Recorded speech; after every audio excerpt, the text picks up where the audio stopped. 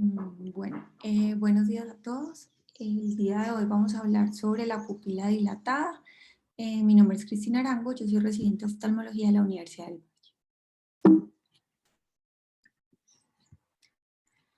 Entonces, la pupila, esta palabra deriva del latín pupila, que significa niña. Por eso, pues, como muchos pacientes lo llaman la niña del ojo. Es el orificio negro oscuro de forma circular que se encuentra en el centro del iris y está ubicado entre la parte posterior de la cámara anterior y del cristalino. Tiene un tamaño aproximado entre 3 y 4 milímetros normalmente. Por debajo de 2 milímetros es lo que llamamos miosis o contracción pupilar, y por encima de los 5 milímetros sería midriasis. También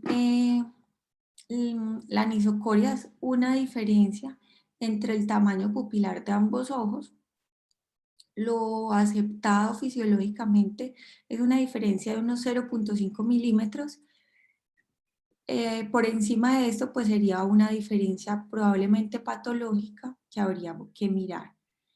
También tenemos que con la edad, con la acomodación, con pues acercarse cosas e intentar enfocarlas, la pupila tiende a disminuir, y obviamente con la luz, mientras que con el trabajo eh, pues lejano, cuando tenemos susto, dolor, entre otras cosas, esta pupila aumenta de tamaño. Las principales funciones de la pupila entonces están el control retiniano de la iluminación. Ella se mueve en respuesta a diferentes cambios de intensidad de luz, optimizando la iluminación a la retina para maximizar esa percepción visual. Y también la profundidad del enfoque, ya que una pupila muy pequeña aumenta la profundidad de este. Funciona así como si fuera un agujero estenopeico. Entonces, pues los músculos principales para poder lograr esa miosis y esa midriasis están ubicados sobre el iris. La miosis está pues más regulada por el músculo esfínter o músculo constrictor de la pupila, que se encuentra a nivel de la apertura pues de esta, más como de forma circular rodeándola. Esta está regulada por el sistema parasimpático, principalmente por los receptores muscarínicos a este nivel. En cambio, la midriasis pues está regulada por el músculo dilatador de la pupila. Son fibras que están más radiales y que al contraerse pues aumentan el tamaño de esta. Está regulada por el sistema simpático, principalmente por los receptores alfa 1. Entonces, esta pupila tiene una inervación simpática y parasimpática. La simpática está pues como por una serie de sinapsis. La primera neurona se encuentra en el hipotálamo posterolateral. De allí ella desciende por el tronco del encéfalo hasta la médula espinal. La médula espinal hace sinapsis en el centro cilioespinal, entre C8 y T2 a este nivel. De allí como que da un giro y asciende rodeando el ápice del pulmón. De allí sigue, sí, allí hace pues como su segunda sinapsis. De allí va ascendiendo por debajo de la subclavia y llega al ganglio ciliar superior, donde hace la tercera sinapsis. Este queda a nivel de la bifurcación de las carótidas, y allí como que se generan principalmente pues como dos ramas, unas que se van con la carótida externa y otras con la carótida interna, por decirlo de esa manera. Y entonces las de la carótida interna van a dar las ramas que van hacia el seno cavernoso, y las que van directamente pues a nivel del ojo que van a ser para hacer pues sinapsis finalmente en el ganglio ciliar y dar esas fibras para el músculo constrictor de la pupila y músculo ciliar.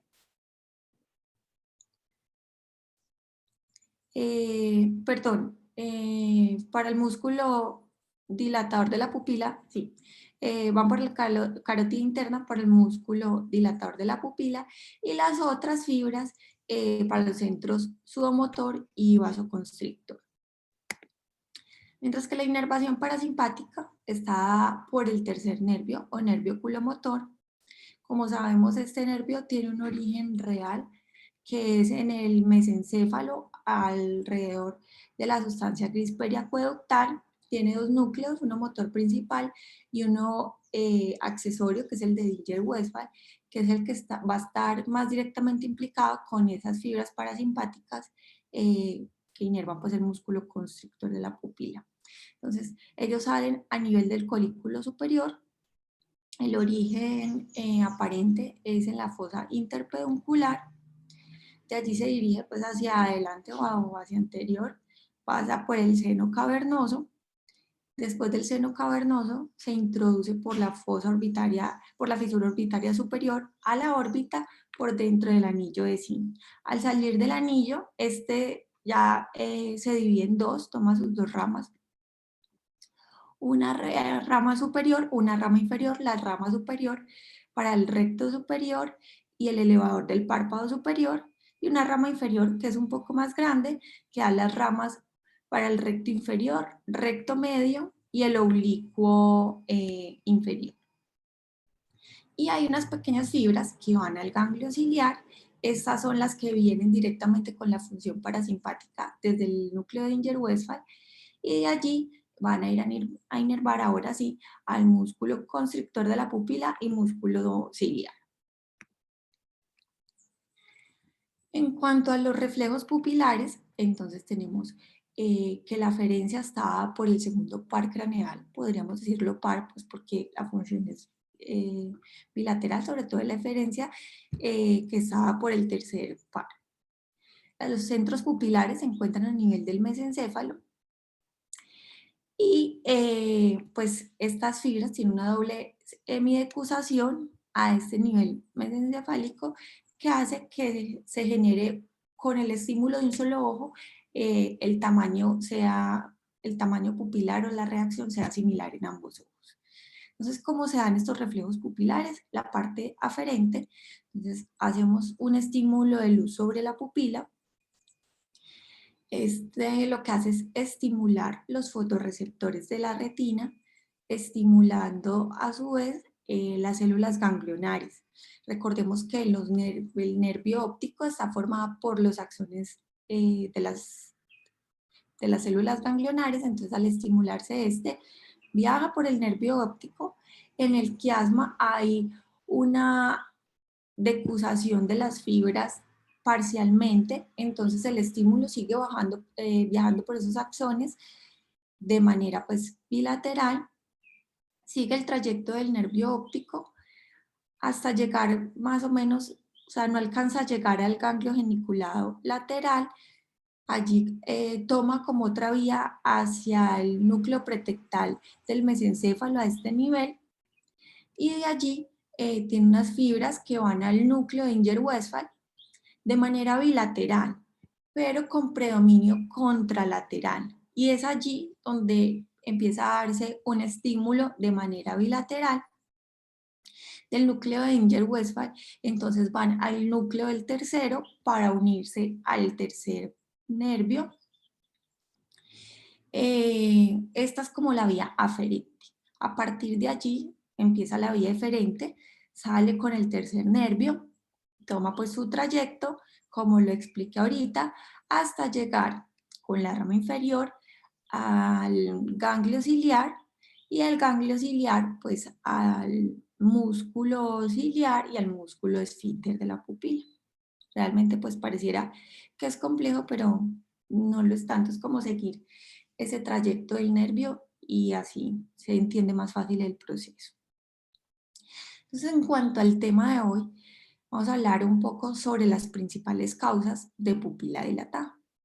Entonces tenemos una de las principales y llegamos como de mayor cuidado, que es la parálisis del tercer nervio craneal. Está la pupila tónica de Addy. También tenemos midriasis farmacológica, daño del iris, trauma, daño del iris postquirúrgico, por dilatación pupilar transitoria, cierres angulares, midriasis congénita o midriasis bilateral. Eh, Generalmente, pues tenemos causas patológicas y no patológicas que tienen su origen a nivel pues, del sistema nervioso central, a nivel pues, del nervio periférico y también a nivel ocular propiamente. Entonces ya hablamos un poco sobre el recorrido del tercer nervio, adicionar ahorita pues que es un nervio oculomotor. Su función es motora somática y motora visceral. Tiene dos núcleos localizados en el mesencéfalo. El núcleo motor principal y el núcleo accesorio de Inger-Westphal. Su función entonces son los movimientos de los músculos recto medio, recto superior e inferior, el elevador del párpado superior y el oblicuo inferior. Y tiene una función adicionalmente parasimpática para la acomodación y la miosis de la pupila.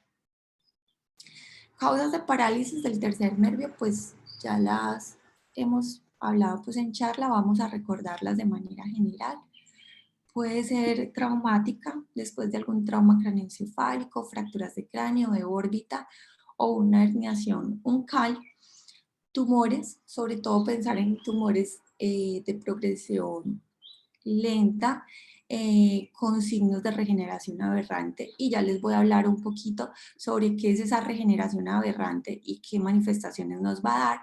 También tenemos causas vasculares, meningitis, después de infecciones virales, causas isquémicas, aneurismas, con la diferencia pues que los aneurismas más comúnmente van a presentar dolor y la migraña oftalmopléjica también nos puede presentar un tercer nervio.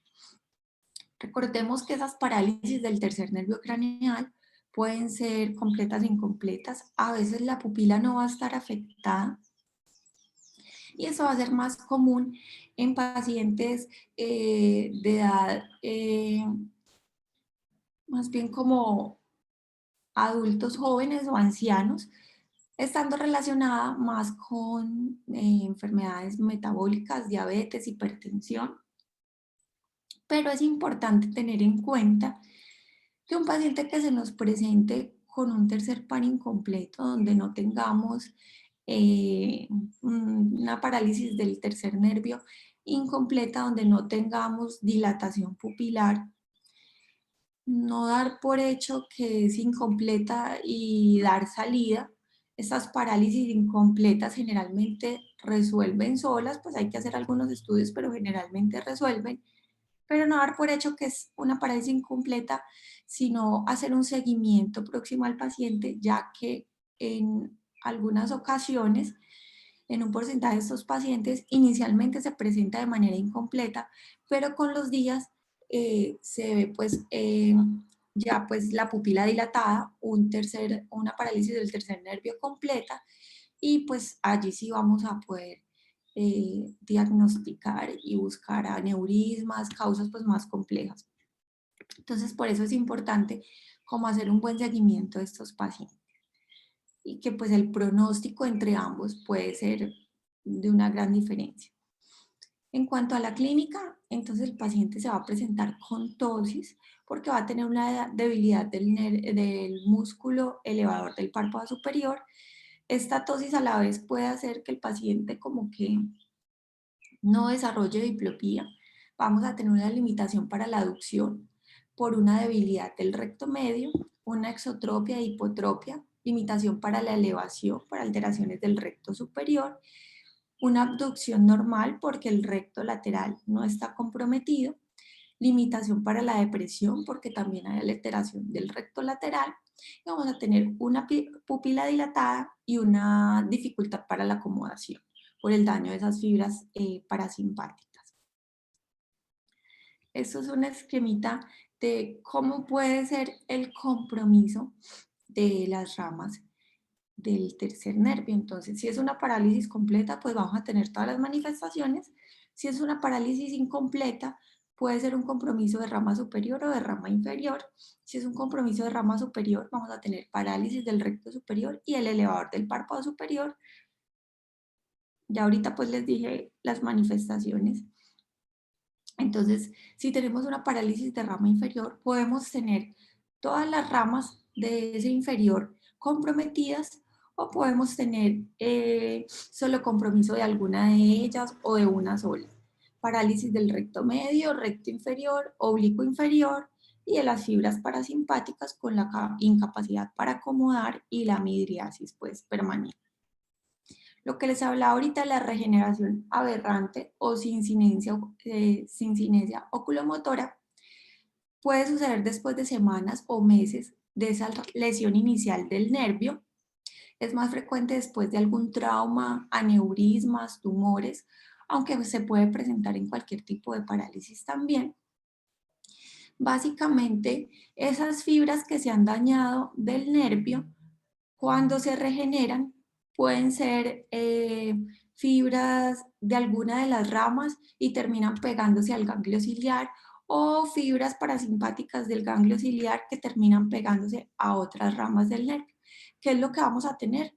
Una fusión pues aberrante o distorsionada. Entonces digamos, las manifestaciones son múltiples, hay pacientes que hacen retracción del párpado al intentar mirar hacia abajo o al hacer alguna aducción van a hacer miosis o al mirar hacia arriba van a tener contracción pupilar, son como múltiples manifestaciones. En este caso es una paciente que si vemos a la izquierda tiene ptosis y una pupila dilatada en posición primaria de la mirada.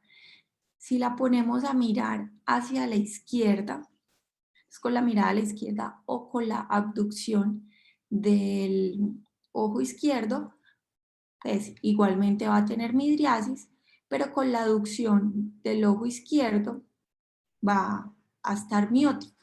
Entonces esto es como una conexión aberrante luego de una parálisis del tercer nervio craneal. En estos pacientes, pues es muy importante el enfoque clínico, preguntar por antecedentes, diabetes, hipertensión, enfermedades pues metabólicas, antecedentes de enfermedades vasculares. Importante también preguntar por los síntomas en la parte de la clínica, si se ha visto en algún momento pues la pupila más grande, si el párpado se le ha caído, si ve doble, si pues ponerla a mirar hacia todos lados, hacer una valoración oftalmológica completa, valorar muy bien la pupila, defectos pupilares aferentes, pues como hacer pues un buen enfoque clínico. A averiguar sobre cefaleas, cefaleas con signos de alarma, no solo agudas, sino pues antecedentes previos. Lo ideal con estos pacientes, sobre todo cuando tienen un tercer nervio completo, es hacer una angiografía, que es el examen pues como de elección, una angiografía cerebral, lo más rápido posible. Obviamente esto no se puede hacer al ingreso, entonces mientras se puede obtener este examen, hacer alguna neuroimagen, tomografía, resonancia, lo que esté pues como más a la mano, pero la angiografía pues es emergente porque es un paciente que estamos hablando de que tenga una emergencia vital, una urgencia vital. Sobre todo cuando es incompleto, pero en general pues hay que hacer paraclínicos a estos pacientes buscando alguna alteración metabólica principalmente. Recordarles que cuando los pacientes tienen un tercer par incompleto suele autorresolverse solo y es importante en estos casos distinguir entre lo que es una verdadera parálisis del nervio, del tercer nervio o que no sea una pupila tónica. Recordemos que la parálisis del tercer nervio pues no va a responder a la luz y probablemente tampoco responda muy bien a la acomodación, mientras que una pupila tónica no resuelve a la luz, no responde a la luz, pero sí responde muy bien a la acomodación. Y ahorita pues vamos a hablar bien de la pupila tónica. Esta es una imagen, entonces corresponde a un paciente de sexo masculino. El ojo derecho vemos que tiene una ptosis y una midriasis. Se diagnosticó pues con una parálisis de tercer nervio completo. Se hizo una angiografía donde se vio un aneurisma de la comunicante posterior. Este es otro paciente con una midriasis del ojo izquierdo. No se ve muy bien la ptosis, pues porque se están abriendo los párpados, pero tenía una ptosis izquierda también. Y se encontró en la resonancia una masa que comprometía el quiasma óptico y el seno cavernoso izquierdo. Es importante pues que la afección del nervio es ipsilateral a las manifestaciones. Vamos a hablar ahorita de la pupila tónica. Entonces es una pupila grande que no reacciona a la luz o reacciona muy mal a la luz y que sí hace acomodación o miosis cuando se lleva pues un objeto de cerca. Y posteriormente cuando se retira esa fijación o esa acomodación, de manera lenta se va redilatando nuevamente. Y esto se da por una denervación del músculo esfínter de la pupila. Los pacientes a menudo se quejan de que pueden tener una visión borrosa de cerca por la parálisis de acomodación y que tienen mayor sensibilidad a la luz, pues porque la pupila está más grande. Eso se da por una disfunción, pues hay una disfunción aislada de este esfínter y el músculo ciliar por una lesión que compromete el ganglio ciliar o los nervios ciliares cortos postganglionares. Esta sería a nivel de la órbita, seguida de una reinervación que suele ser aberrante, como ya lo vimos. Entonces, ¿cómo se genera esto? Entonces, recordarles primero que son dos cosas diferentes. Hay una pupila tónica de ADI, que es simplemente un compromiso del nervio, solo a nivel de la pupila, pero también está el síndrome de ADI, síndrome pupilar de ADI o de Holmes-ADI. Este síndrome, aparte de la afección pupilar, hay compromiso de los reflejos osteotendinosos profundos. No se sabe por qué se da, pero pues ya es una enfermedad descrita, entonces pues cuando tengamos este tipo de pacientes, hacerles como un diagnóstico completo, evaluar estos reflejos. Se presenta más en las mujeres entre los 20 y los 40 años y como lo dije, se da por una regeneración aberrante en el ganglio ciliar. Entonces tenemos que esta es como la inervación normal, estas fibras. Hay más fibras para la acomodación, pero hay un pequeño porcentaje que se distribuye pues para el esfínter de la pupila, pero cuando tenemos esta regeneración aberrante, entonces se nos disminuyen las fibras para la miosis, para el esfínter de la pupila, van a ser menores y también se van a venir a conectar con las fibras pues para la acomodación, para el músculo ciliar. Se hace como que se combina entre ambas fibras, se combinan entre ellas, haciendo que esta proporción pase aproximadamente de 30-1, siendo predominantes las fibras para la acomodación, y esto lo que genera entonces es que el paciente pueda acomodar muy bien, pero su respuesta a la luz pues sea mínima porque no hay suficientes fibras. Entonces aquí tenemos una paciente que en la oscuridad aparentemente pues tiene unas pupilas simétricas, aunque si miramos pues más detenidamente, la derecha es un poquito más grande, pero es casi imperceptible. Mientras que ya con la luz, la pupila derecha pues está dilatada y la izquierda hace miosis, que es lo normal con la luz. Si ponemos un objeto de cerca, ponemos a fijar al paciente de cerca, vemos que ambas pupilas se vuelven mióticas, siendo mayor en el izquierdo, pero es casi igual. Y si se aleja el objeto fijador, entonces esta pupila empieza lentamente a irse dilatando.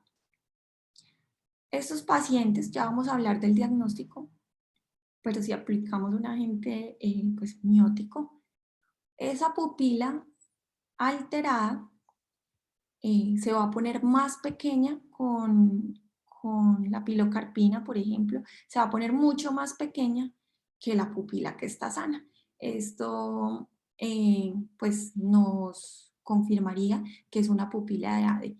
De pronto se me olvidó mencionarles ahorita, estos pacientes que nos llegan con anisocoria, es importante definir cuál es la pupila patológica, si la que está miótica o la que está dilatada. Una forma de saberlo, entonces una pupila dilatada patológica no responde a la luz, mientras que una pupila miótica patológica lo que hace es que no dilata ni con medicamentos ni con los reflejos, no dilata. Es una forma pues, básica como de diferenciar. ¿Qué síntomas nos puede generar una pupila tónica? Entonces nos puede generar visión borrosa, cercana y sobre todo visión borrosa cuando hacemos ese cambio de lejos a cerca. La acomodación en estos pacientes es importante tenerlo en cuenta. En la mayoría normalmente, después de 2 años de presentarse esto, la acomodación suele recuperarse por sí sola. Entonces, también tenemos movimientos vermiformes a nivel pupilar y esto se genera porque esas poquitas fibras que están inervando pues el músculo esfínter de la pupila lo hacen de manera irregular y al contraerse genera unos movimientos vermiformes sobre la pupila. También es característico, como ya les dije, una hipersensibilidad a la pirocarpina. En este caso se usa al 0,1% y suelen presentar fotofobia por la dilatación constante. Causas de pupila tónica, como ya les dije, entonces puede ser idiopática, nunca se encuentra la causa y por lo general a los 2 años va mejorando. Síndrome de Addy como tal, cuando hay compromiso de los reflejos, por tumores orbitarios, después de fotocoagulación láser, causas ahí como más localizadas, después de traumas orbitarios que afecten el iris, procesos inflamatorios o infecciosos de la órbita y la neuropatía autonómica. Recordemos que es común encontrar esta alteración en pacientes diagnosticados pues, de neurosífilis, con alteraciones de la vitamina B12. Entonces, para el diagnóstico, básicamente es hacer pues, unos buenos reflejos pupilares, hacer la prueba con la pilocarpina. Entonces decimos que es una prueba positiva, que es una pupila tónica, cuando como resultado nos genera una anisocoria invertida, queda dilatada la pupila sana y contraída la pupila pues que tiene alterados los reflejos. ¿Por qué se da esto con la pilocarpina? Entonces, el neurotransmisor en la unión neuromuscular de ese nervio que es parasimpático eh, hace constricción pupilar por medio de la acetilcolina. Con esta degeneración aberrante se disminuye la actividad simpática que provoca un aumento en esos receptores posinápticos libres. Esto hace que los agentes colinérgicos exógenos se peguen más fácil a esos receptores, entonces esa pupila tiene una mayor respuesta. Entonces aquí vemos, no siempre es tan perceptible y tan claro, por eso hay que evaluar muy bien los pacientes. Esta paciente tiene una midriasis no tan, digamos que no es tan fácil de ver. Si uno mira rápido, pues, pero al hacer los reflejos se nota que la pupila derecha es más grande y al poner pilocarpina vemos que efectivamente esa pupila derecha pues queda un poco más miótica que la izquierda. ¿Cómo vamos a enfocar estos pacientes? Lo principal siempre, ante una pupila dilatada, es descartar una parálisis del tercer nervio craneal. Habiéndola descartada, pues vamos a hacer un enfoque con paraclínicos generales, tomar pues una prueba de sífilis para descartar que no haya neurosífilis. En nuestro medio no es tan difícil, incluso no solo en los jóvenes, sino en los pacientes de edad. BSG para descartar arteritis de células gigantes, un enfoque pues para descartar perfil infeccioso, VIH también, hemograma, BSG, PCR, también hacer como un perfil metabólico. Si no es tan claro el diagnóstico, imágenes orbitarias, como les dije ahorita, también valorar vitamina B12. Simplemente esta pupila tónica, pues hacer un enfoque si encontramos una causa clara, una neurosífilis, una deficiencia de B12, células gigantes, hacer el tratamiento específico para estas. Si no, pues simplemente vamos a hacer un manejo sintomático con lentes, haciendo una buena refracción, ayudándole al paciente un poco pues con la acomodación, con la visión de cerca, con su fotofobia y esperar pues a que estos síntomas vayan mejorando. Tenemos también la dilatación farmacológica. Esta se puede generar por agentes tópicos o pues sistémicos. Como tópicos, entonces vamos a tener agentes entonces parasimpaticolíticos o parasimpaticomiméticos. Los parasimpaticolíticos tópicos, principalmente la atropina, el ciclopentolato y la tropicamida. Y simpaticomiméticos, la adrenalina, la fenilefrina y la clonidina. A nivel sistémico, parasimpaticolíticos, escopolamina, que tengan contacto con belladona, pero pues plantas, exposición a algunos químicos, principalmente los organofosforados, y también el uso de algunos broncodilatadores. Y simpático-miméticos también algunos broncodilatadores. Entonces la dilatación farmacológica se presenta un paciente con una anisocoria desconocida. Generalmente son pacientes que dicen que nunca se habían visto la pupila así y que de un momento a otro pues está grande y no se pone pequeña. Causas múltiples. Muchos pacientes llegan por urgencias porque por ponerse alguna gota se confundieron y se pusieron algún midriático. Pueden ser causas accidentales o incluso intencionales, pacientes que todo el tiempo te dicen que no se han aplicado nada y realmente sí se han puesto algún medicamento. Al tener contacto ocular con químicos, de pronto después de haber manipulado alguna sustancia, contacto después con los dedos, los ojos, algunos medicamentos. Entonces, cuando hay dilatación farmacológica, es un paciente con una midriasis por uso pues, de anticolinérgicos, la pupila no se contrae bien, no se contrae ni con la luz, ni con la acomodación.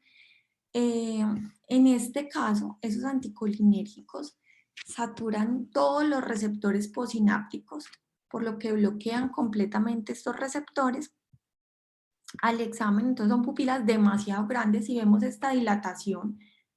No se compara con la dilatación pues, de los pacientes que evaluamos ahora. Son pupilas demasiado dilatadas que no responden pues como a nada. Y la afección pues suele durar pues como el tiempo de vida media del medicamento que se hayan puesto. Pueden pasarte horas, como pasa pues eh, con, con la tropicamida, con la fenilefrina, a pasar a ser incluso de 10 días, 2 semanas, como pasa con la atropina. En este caso de la dilatación farmacológica, como todos los receptores posinápticos están saturados, entonces cuando hacemos pruebas, y esta es una forma de estar, digámoslo de alguna manera, de estar tranquilos que el paciente sí se puso alguna gota, porque si le ponemos pilocarpina a estos pacientes, la pupila no se va a poner pequeña, ella va a persistir, a permanecer dilatada. La dilatación pupilar transitoria generalmente son dilataciones sectoriales. Se da más en pupilas irregulares, estas pupilas que llaman como en renacuajo, que son pupilas alargadas, hacen como dilataciones sectoriales, que son transitorias, duran algunos minutos o pocas horas, y después pues vuelven a contraerse. Generalmente tiene una remisión espontánea y pues son pacientes que cuando hacen este tipo de dilataciones van a tener síntomas, problemas acomodativos, sensibilidad a la luz, pero que dura pues poco tiempo y se resuelve sola. De manera similar, tenemos la dilatación pupilar episódica benigna, que es la llamada pupila elástica, se presenta sobre todo en migrañosos de manera unilateral, que pues mientras tienen crisis de migraña, una de las pupilas puede dilatarse, presentar también síntomas y después la cefalea, pero al resolverse el episodio, pues la pupila vuelve a su estado normal. Como causas pues localizadas tenemos el trauma ocular. La pupila suele estar fija, no reacciona a la luz. Hay una iridoplegia traumática. También se puede presentar por desgarros o traumatismos directamente sobre el músculo del esfínter del iris. Podemos tener desgarro de los nervios ciliares cortos, compresión de los nervios, daño directamente sobre el ganglio ciliar, ya sea por traumatismos cerrados o por hemorragias retrovulvares. Importante, bueno, estas imágenes corresponden, entonces este es un paciente, la imagen superior, un paciente con un trauma ocular contuso, una pupila media fija, algo de edema corneal e ifema. Y en la imagen inferior, pues también es un paciente con un trauma donde vemos una pupila corectópica dilatada, con una iridodiálisis y pues con un lente intraocular. Otra causa es el cierre angular.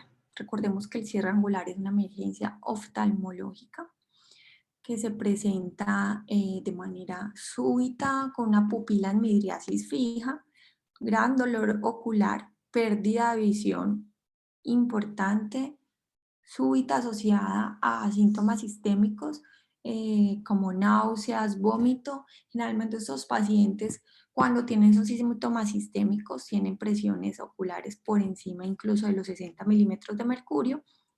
Al examen de estos pacientes vamos a encontrar cámaras poco profundas, gran edema corneal, inyección ciliar, hiperemia conjuntival.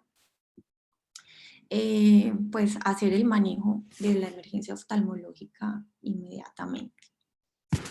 También se describe una midriasis congénita, es un trastorno muy raro, son niños que nacen con las pupilas dilatadas, pupilas fijas, que tampoco acomodan. Se han descrito algunos casos asociados a enfermedades pues, cardiovasculares, malformaciones cardiovasculares, pero la mayoría se presentan pues como una midriasis o una pues un hallazgo pues único, sin asociarse a otras enfermedades. Y tampoco tienen reacción con la pilocarpina. Una midriasis bilateral generalmente se presenta como pupilas grandes bilaterales, ambas pupilas no reaccionan a la luz. La agudeza visual pues está conservada, aunque sea pues más borrosa y no puedan acomodar. Generalmente la visión se conserva. Puede ser por causas patológicas y causas benignas. Entonces, las patológicas serían las convulsiones tónico-clónicas generalizadas y también se puede asociar a muerte cerebral. Y las causas benignas en pacientes jóvenes suelen ser también fisiológicas, como lo dije ahorita, estados adrenérgicos, pacientes jóvenes, ansiosos, ante dolores fuertes o farmacológicas, como por ejemplo el consumo de cocaína. Finalmente, pues esto es como un resumen que nos ayuda a enfocar un poquito qué hacer con estos pacientes. Entonces nos presenta un paciente con una pupila anormalmente dilatada que no responde a la luz. Inicialmente, pues el paso posterior es mirarlo en la lámpara de hendidura. Si encontramos alguna alteración, entonces ¿qué vamos a buscar? Básicamente alteraciones del iris, sinequias, zonas de isquemia, si hay trauma ocular, ángulo cerrado, atrofia del iris. Entonces vamos a ver entonces que directamente esa pupila está dañada por un problema en el iris y nos vamos a enfocar en tratar ese problema. Si definitivamente no encuentro ninguna alteración, el iris está normal, probablemente pues sea una pupila tónica o lo vamos a averiguar. Entonces vamos a poner pilocarpina al 0.1%. Vamos a esperar a que actúe por lo menos unos 45 minutos. Si después de la pilocarpina no hay miosis, podemos incluso hacer una segunda aplicación de pilocarpina al 1%. Si no hay respuesta, entonces estamos hablando de que es una pupila que tiene una midriasis farmacológica principalmente, como lo dijimos ahora. Si definitivamente con la pilocarpina al 0,1%, si hay miosis, vamos a pensar principalmente que es una pupila tónica de ADI y pues vamos a enfocarnos a estudiar las posibles causas. Si no corresponde a una pupila tónica, puede ser un tercer nervio. Para hacer una parálisis del tercer nervio, tengo que ir a buscar las demás manifestaciones de una parálisis del tercer nervio para poder hacer este diagnóstico. Y básicamente, pues este es como el enfoque general de una pupila dilatada. Es realmente sencillo, pues inicialmente uno cree que es un tema como más complejo, pero realmente este es el enfoque general y es pues como lo principal que podemos hacer para enfocar estos pacientes. Y eso es todo. Muchísimas gracias. Cristina, gracias por tu revisión. Como dices tú, esto es un tema bastante básico y sencillo. Sin embargo, a la hora de la práctica produce bastantes dilemas al clínico y por eso nunca sobra repasarlo. Y sobre todo para los estudiantes que están conectados, pues generalmente los pacientes con una pupila dilatada llegan primero donde un médico general y lo que nosotros médicos se asustan mucho con este signo y que generalmente prefieren pecar por más, y ese pecar por más implica muchos estudios diagnósticos a veces innecesarios y sobre todo crean mucho pánico en el paciente porque siempre se asocia con una patología neurológica. Ya vimos hoy que una pupila está muchas otras razones que no implican una complicación neurológica. Entonces, siempre estar pendiente de los antecedentes del paciente, insistir mucho en la aplicación de sustancias o consumo de sustancias. Los pacientes generalmente niegan esto al principio, pero uno tiene que ser muy insistente y explicarles que pues que si no dicen la verdad pueden hacerse cosas que no se necesitan, incluyendo hospitalizaciones o procedimientos invasivos como una angiografía cerebral. Entonces, insistir mucho en esto. Y de ahí en adelante, pues no quedarse solamente mirando el tamaño de la pupila y la ausencia del reflejo directo, sino que siempre deben revisar la acomodación. La acomodación no la debemos revisar de rutina, pero sí la debemos revisar cuando una pupila no responde a la luz. El examen pupilar está incompleto si uno no consigna en la historia si una pupila dilatada no reactiva a la luz, responde o no responde a la acomodación. Entonces, esto es un paso básico que muchas veces se olvida y que nos puede resolver una duda entre una pupila que tiene que ser estudiada o simplemente tiene que ser observada, como es el caso de la pupila de ADI.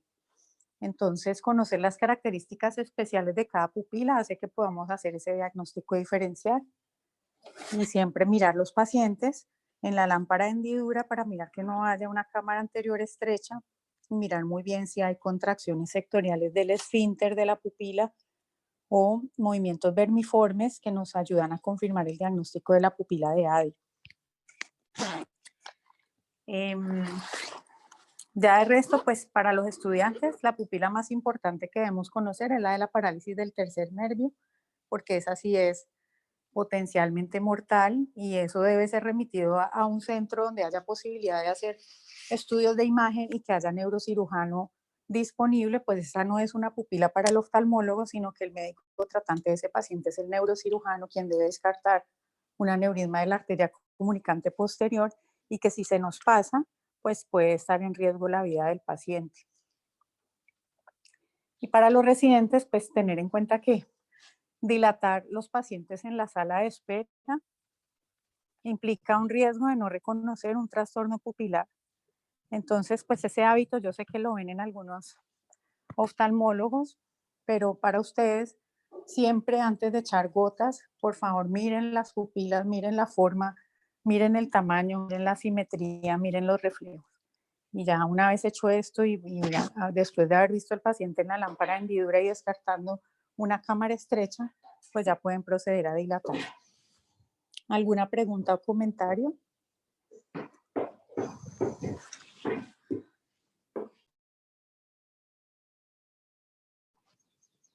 Cristina, muchas gracias.